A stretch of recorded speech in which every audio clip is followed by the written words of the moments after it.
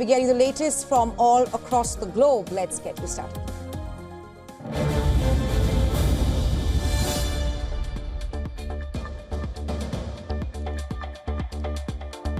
US President Donald Trump called Indian Prime Minister Narendra Modi to wish him a very happy 75th birthday, signaling renewed warmth in Washington-New Delhi ties. Prime Minister Modi thanked Trump, calling him a friend, and reaffirmed commitment to deepen the India-US global partnership. The call coincided with a marathon 7-hour trade negotiation in New Delhi between US Trade Representative Brendan Lynch and India's Rajesh Agarwal. Following talks, India's Commerce Ministry said both the sides agreed to step up efforts towards a mutually beneficial trade deal.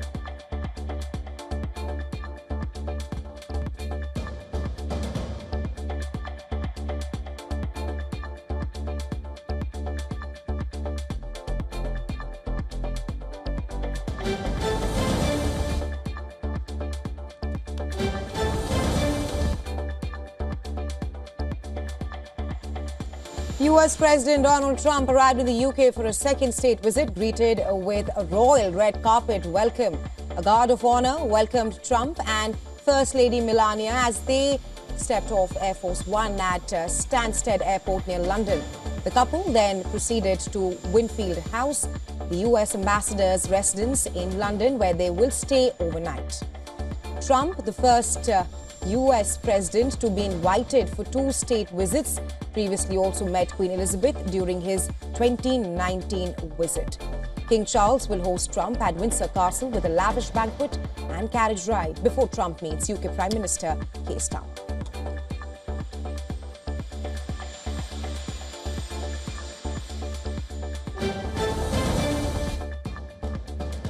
The British public will be kept away from the US President Donald Trump during his visit, which is taking place entirely behind closed doors with heavy security.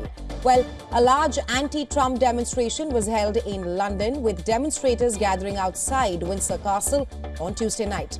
Demonstrators, they held images of Trump alongside convicted sex offender Jeffrey Epstein onto the towers of Windsor Castle.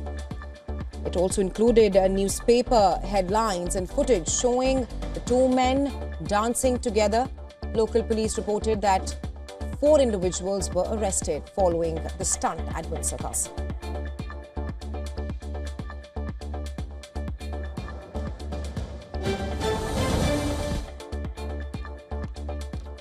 Following Israel's recent strikes on Hamas leaders in Doha, Qatar is fast-tracking its defense agreement with the US and the renewal with the United States of America.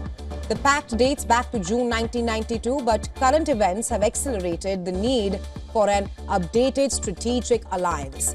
Qatar's Emir Sheikh Tamim bin Ahmed Al Thani met US Secretary of State Marco Rubio in Doha to deepen their strategic ties, especially in defense. Rubio reaffirmed the strong US-Qatar security partnership and praised Qatar's ongoing mediation efforts between Israel and Hamas.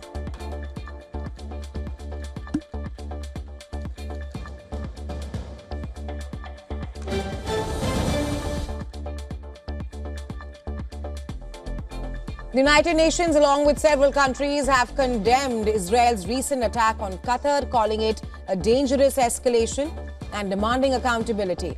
UN Rights Chief Volker Turk described the strike as a shocking breach of global law. That's during an urgent debate at the UN Human Rights Council. Qatar, alongside Pakistan, the European Union, China, and even South Africa echoed these strong condemnations in a 3-hour session, highlighting widespread outrage over the incident.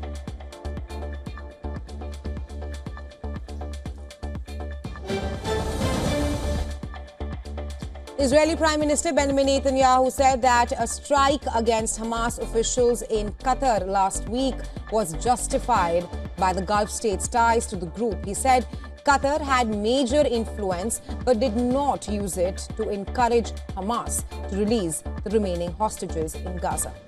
Netanyahu also rejected claims that Qatar is neutral or supportive of Israel, emphasizing his position that Israel's strikes on Hamas leaders in Doha were fully justified.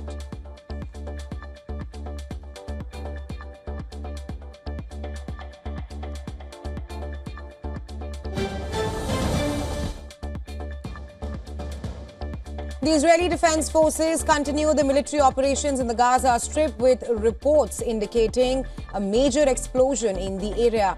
The IDF released footage showing tanks and other military vehicles moving into the Gaza city. IDF Chief Eyal Zamir noted that the operation has expanded within the city. The IDF has also indicated that it could take several months to establish full control over Gaza.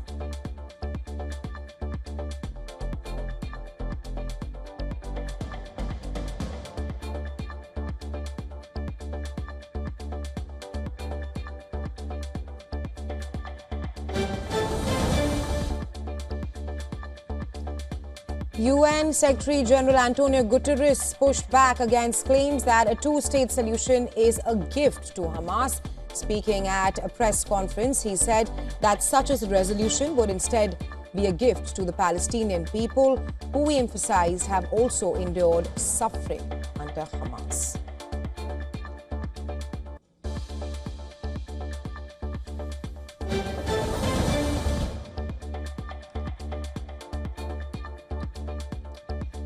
Utah authorities have formally charged 22-year-old Tyler Robinson with the murder of prominent conservative activist and Trump ally Charlie Kirk.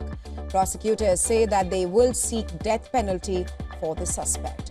Robinson faces charges for aggravated murder, 2 counts of obstruction of justice and felony discharge of a firearm causing serious injury. Among others, officials say Robinson shot Kirk in the neck with a single bullet from a rooftop during an event at Utah Valley University. Robinson was captured after an extensive 33-hour manhunt. The next hearing date for the suspected shooter is set for September 29th.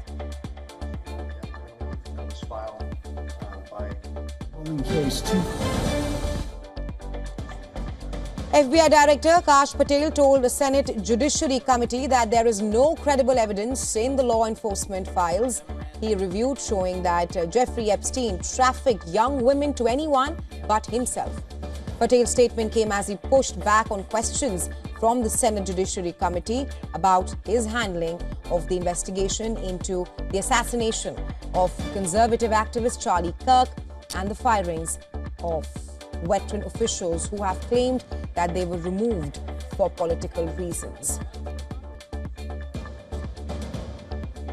Approximately 100,000. Russia says its forces have struck Ukrainian positions in Sumy, Kharkiv, Donetsk and Zaporizhia, targeting fuel depots, logistics hubs, storing Western-supplied weapons, as well as storage and launch sites for long-range Ukrainian drones. Meanwhile, Ukraine says its forces carried out an overnight strike on a Russian oil refinery in Saratov. Kiev said that the refinery supplies petroleum products to the Russian military. The Saratov refinery processed nearly 4.8 million tons of oil in 2023 and also produces more than 20 types of petroleum goods, including gasoline and diesel.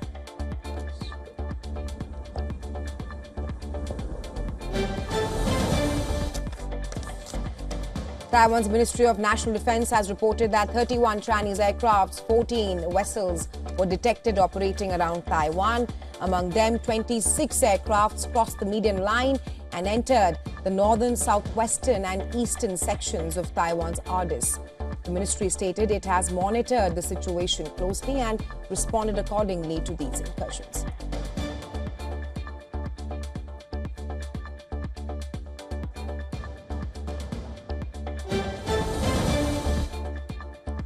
Tensions have reignited near the disputed Scarborough Shoal in the South China Sea. China has accused the Philippines of ramming one of its vessels, a claim Manila firmly denied. Now, the incident came less than a week after Beijing declared part of the shoal a national nature reserve. According to Chinese authorities, over 10 Philippine government ships entered the area, prompting the Coast Guard to use water cannons. Beijing defended the move as required to protect its sovereignty, while the Philippines said its ships were only delivering fuel, water and supplies to local fishermen.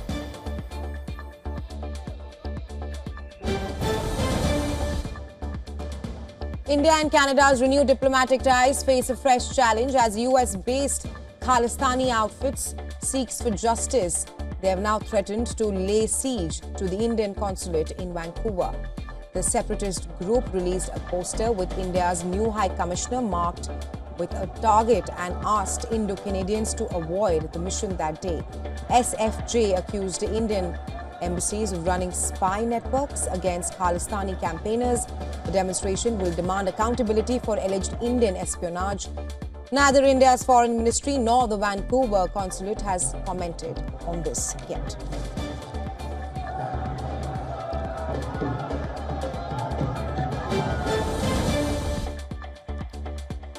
Mercosur and the European Free Trade Association have signed a free trade agreement opening up a market of 300 million people in what Brazil described as a clear signal against Washington's protectionist policies. The treaty covers Switzerland, Norway, Iceland and Liechtenstein on the EFTA side and Argentina, Brazil, Uruguay, Paraguay and Bolivia for Mercosur. Markets with a combined GDP of around $4.3 trillion according to a joint Mercosur EFTA statement. The deal means that over 97% of exports on both the sides will enjoy improved market access, strengthening bilateral trade.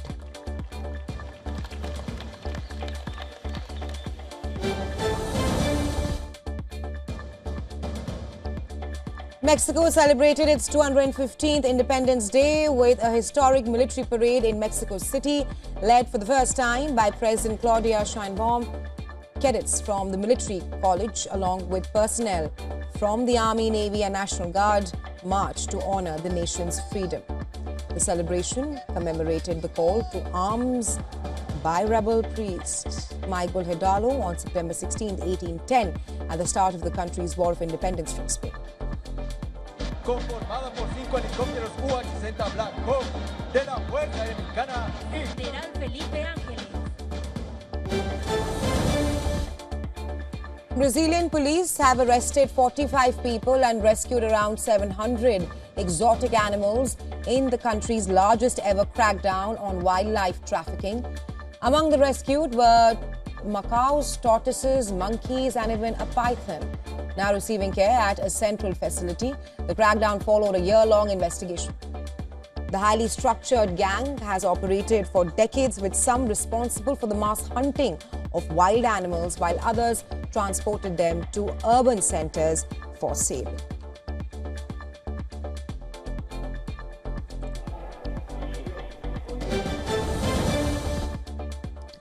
Construction workers went on strike in Brazil's Belém, affecting key COP30 construction projects less than 2 months before the event. The workers were calling for better salary conditions and improved benefits. The mobilization followed the rejection of a wage adjustment proposal of 5.5% and a $1.90 increase in the food allowance, which is considered insufficient by the workers' representative unions. The demonstration comes amid growing criticism over high accommodation prices in the city.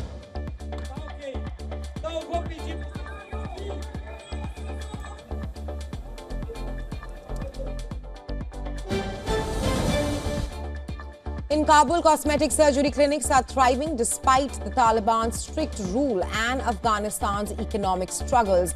Nearly 20 clinics in the capital now offer procedures like Botox, lip fillers and even hair transplants, attracting a growing clientele. Many of these centers are lavishly decorated with crystal chandeliers and even velvet sofas, setting them apart from the other surroundings there. Foreign doctors, especially from Turkey, are helping train Afghan specialists, while advanced medical equipment is being imported from Asia and Europe.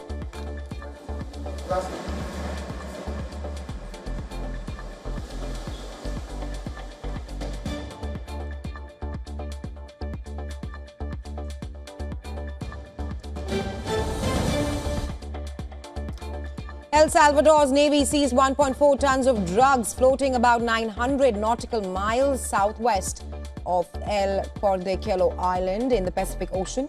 Defense Minister Vice Admiral Rene Merino said traffickers likely abandoned the shipment after being tipped off about naval operations. The seizure is a part of the ongoing investigations into international drug networks valued at around $35 million. This haul raises El Salvador's total maritime drug seizures in 2025 to over 21 tons and more than 71 tons since President Nayib Bukele took office.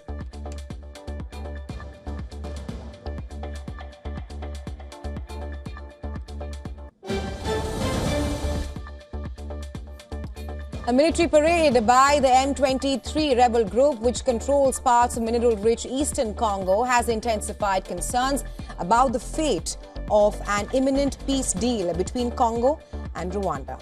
M23's main backer, the parade held in Goma, showcased over 7,000 new recruits, including surrendered Congolese soldiers and local militia allies, even as recent skirmishes broke out despite a Qatar-led mediation commitment to end the conflict. The peace deal, expected to be signed in Washington soon, centers on Rwanda's withdrawal of support from the M23 and returning territories to Congolese authority.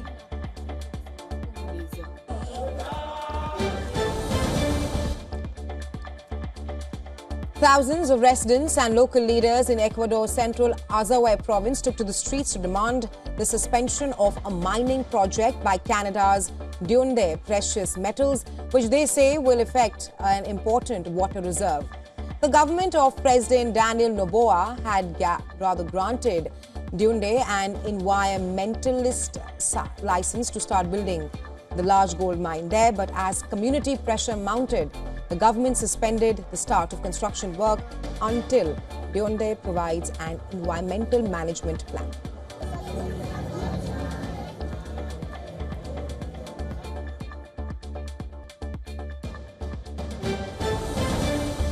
In India, a cloudburst in and around Maharashtra's Jalgaon has impacted 10 villages, flooding over 450 homes and damaging 2,500 hectares of farmland. District officials have confirmed one casualty and said water from overflowing rivers entered residential areas. Relief efforts are underway, with the SDRF distributing food to affected families in Maharashtra's Jalna as well. Relentless rainfall has triggered flooding in parts of the district. Several homes and vehicles remain underwater, leading to major disruption for the residents.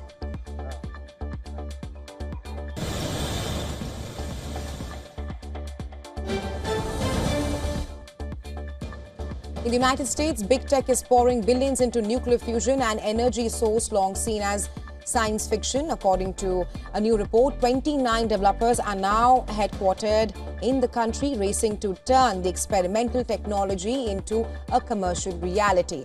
Unlike other fusion produces far less radioactive waste and could power the AI boom driving America's data centers. Chevron, Shell and Bill Gates' breakthrough energy ventures are among the heavyweights backing the push.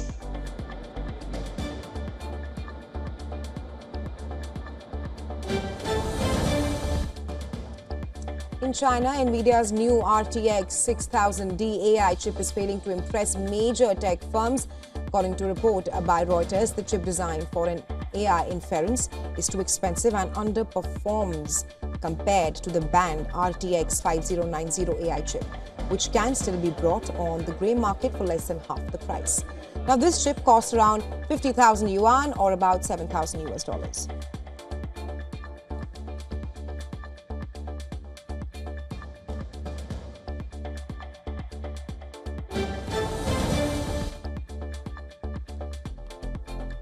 All right, Google has announced a new $6.8 billion investment in the UK, including a major data center near London to support growing demand for its AI services like cloud search and maps.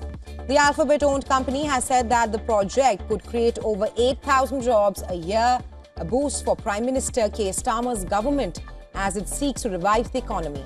Google has also agreed on a deal with Shell that would contribute to grid stability and UK's energy transition.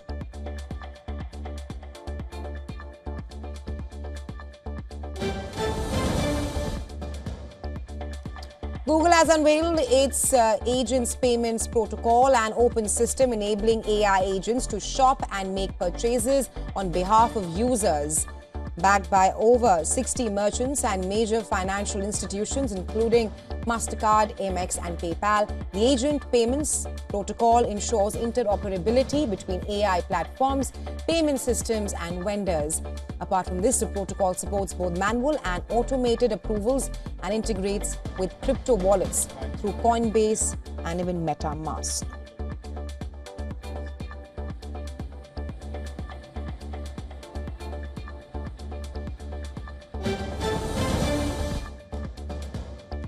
China on Wednesday called the framework deal reached in Madrid to switch short video app TikTok to US control ownership.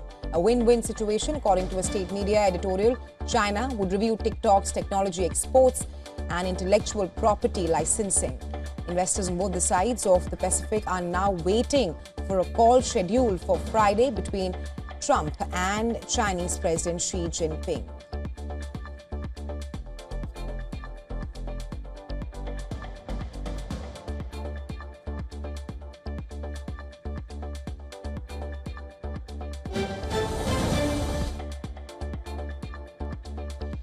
Oil prices held steady after rising over 1% on Tuesday, driven by drone attacks on Russian ports and refineries, raising supply concerns. Russia's pipeline giant Transneft warned manufacturers of potential output cuts. Brent crude hovered near $68 a barrel, while US crude stood above $64. Meanwhile, investors await a likely Fed rate cut expected to strengthen economic activity and fuel demand. Market focus is on how aggressive the Fed will be, especially with new policymaker Stephen Miran joining. US crude inventories also dropped more than expected last week, a sign of strong demand that could support the prices.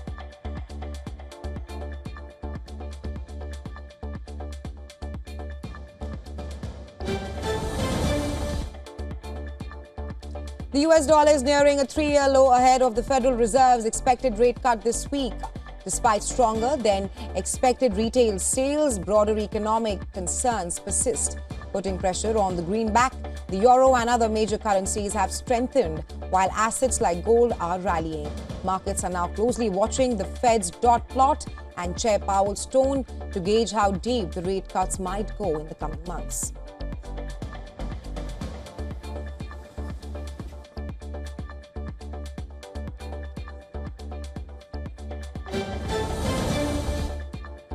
The Federal Reserve is expected to cut interest rates for the first time in 2025, with markets pricing in a 25 basis point reduction due to weakening job data.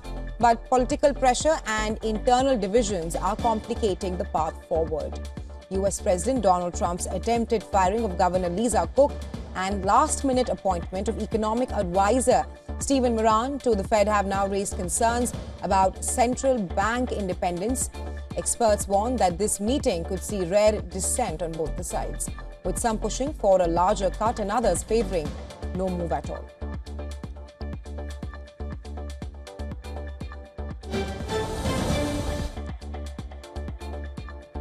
Japan's exports fell for the fourth straight month in August, down 0.1% year-on-year as US tariffs continue to hit key sectors like automobiles and chip equipment.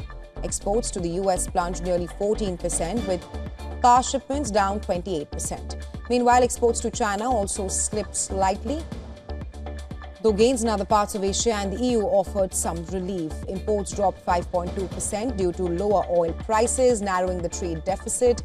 Experts warn that the ongoing tariffs pressure and weak global demand could weigh on Japan's economy in the months ahead.